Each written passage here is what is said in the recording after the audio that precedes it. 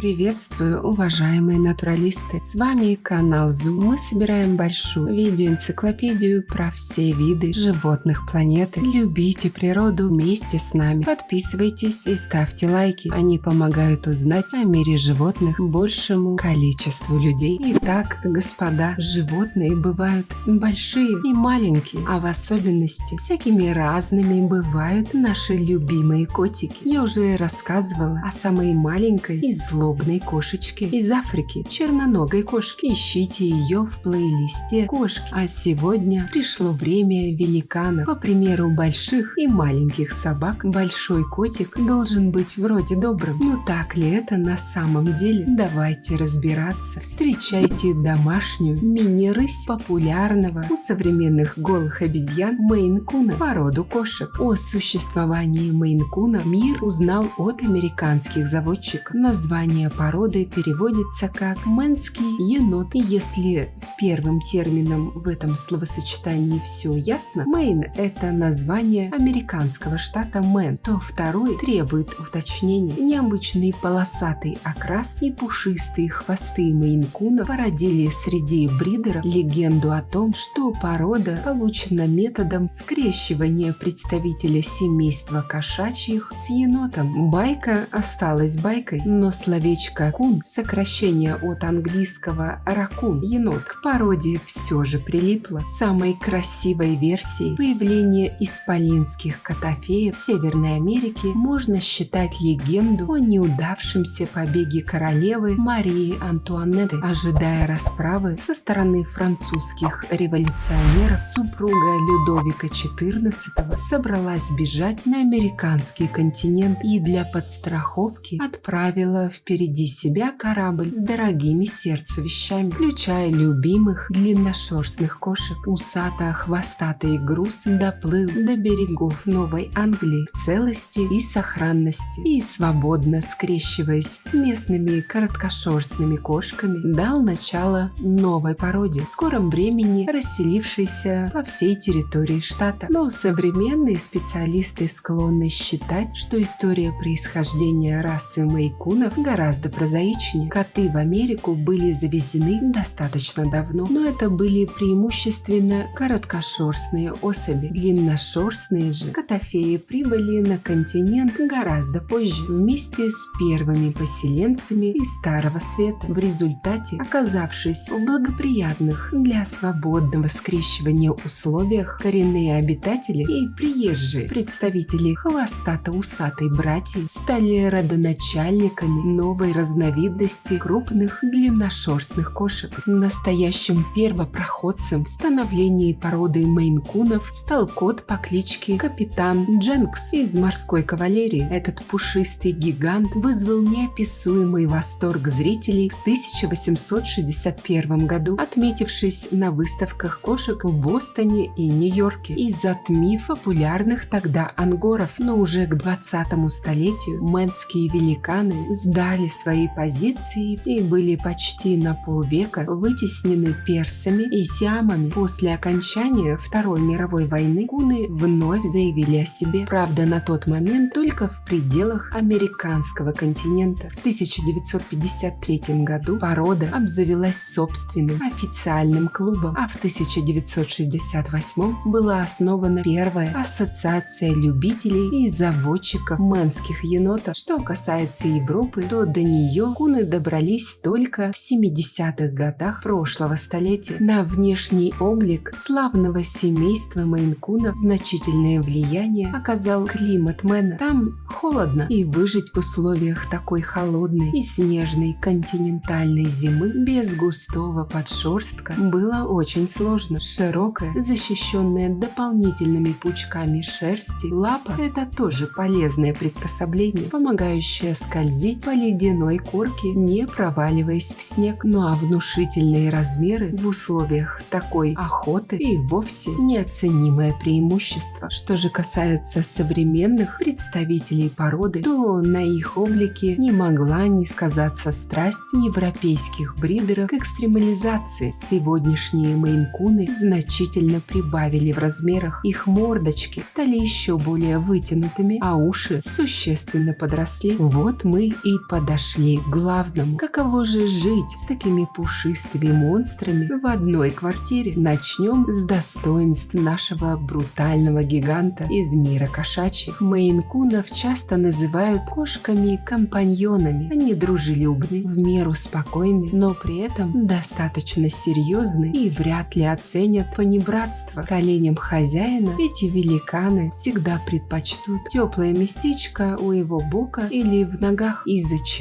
представители этой породы часто сравнивают с собаками. Кошки и мейн-куны легко приживаются в семье, но при этом обязательно выделят только одного человека, за которым будут ходить хвостиком. Это еще одна во всех смыслах замечательная особенность породы. Тонкий и совершенно не вяжущийся со столь грозным обликом голосок. Благодаря которому куны частенько становятся героями смешных роликов в интернете. Мяукают кошки редко, зато часто издают необычные звуки, похожие на мурчание или ворчание. Представители этой породы быстро усваивают привычки хозяина, подстраиваются под них, рады помочь и поучаствовать в его занятиях. С программистом они будут сидеть возле монитора, балерине принесут в зубах пуанты, а футболисту мяч или бутсы. К тому же самцы мейн-куна – это очень заботливые папы. С первых дней рождения малышей они ухаживают за ними и занимаются воспитанием. В целом, мэнские еноты легко поддаются дрессировке. У них феноменальная память, позволяющая кошкам легко и быстро запоминать команды. Среди своей кошачьей братьи мейн-куны считаются здоровяками. И действительно, мэнские еноты обладают отличным иммунитетом и болеют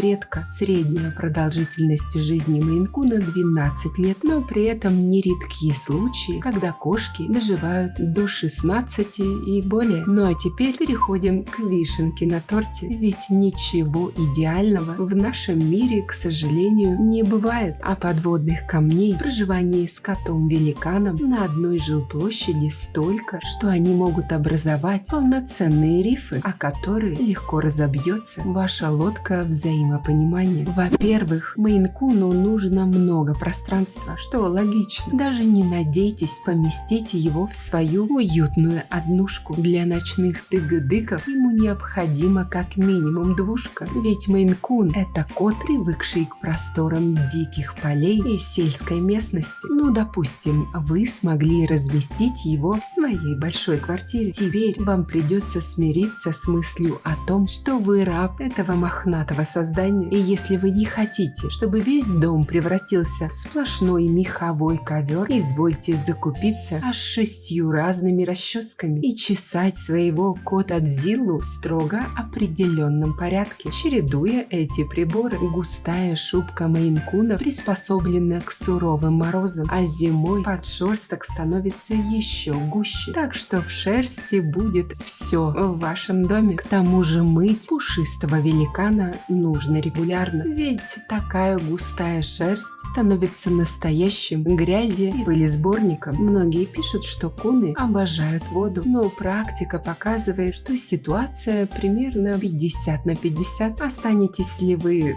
со вскрытыми венами или будете мирно купать свою кисоньку, никто точно не знает. А еще характер у мейн-кунов, скажем так, диковатый. Из миски они не едят и не пьют. Вместо этого мини-рыси все разбрасывают и разливают, так что приготовьтесь к ежедневной уборке на кухне. Несмотря на заверения заводчиков, вместо мелодичной трели некоторые особо брутальные котики все-таки орут как оголтелые, пробуждая всю вашу многоэтажку громогласным мяу примерно в 5-6 утра. А помните, что по характеру мейн-кунов сравнивают с собаками? Да, действительно, мейн-куны выбирают одного хозяина и остаются ему верным до конца жизни. Звучит классно, не правда ли? Только на первый взгляд, который, как обычно, разбивается о суровые реалии. Вы захотели, простите, в туалет? Не забудьте открыть дверь для вашей мини-рыси, чтобы кот тоже смог туда войти. Ушли на пару минут из дома, кота-великан будет встречать вас громогласными воплями с вопросом: где вы столько ходили? При всем этом не надейтесь, что вы сможете тискать у вашего пушистого великана. Это далеко не не ручная порода. Ласковым и нежным зверем Мейн-кун будет лишь тогда, когда сам этого захочет. Если вы начнете проявлять внимание к коту, который этого не желает, то воспитанный кот уйдет, а невоспитанный может и цапнуть. А если такой мега-кот цапнет вас своей мега-лапищей, то мало вам не покажется. А еще мейн-куны поздно взрослеют. Своего размера они достигают лишь к 3 годам, но в душе они и вовсе остаются вечными котятами, несмотря на свой брутальный вид. Да, мейн-куны брутальные великаны, но, увы, без некоторых недостатков. А стоит ли тратить немалые деньги и время, и силы на воспитание такой роскошной мини-рыси, решать только вам. А какие еще интересные факты вы знаете об этих замечательных кошачьих великанах? Пишите в комментариях.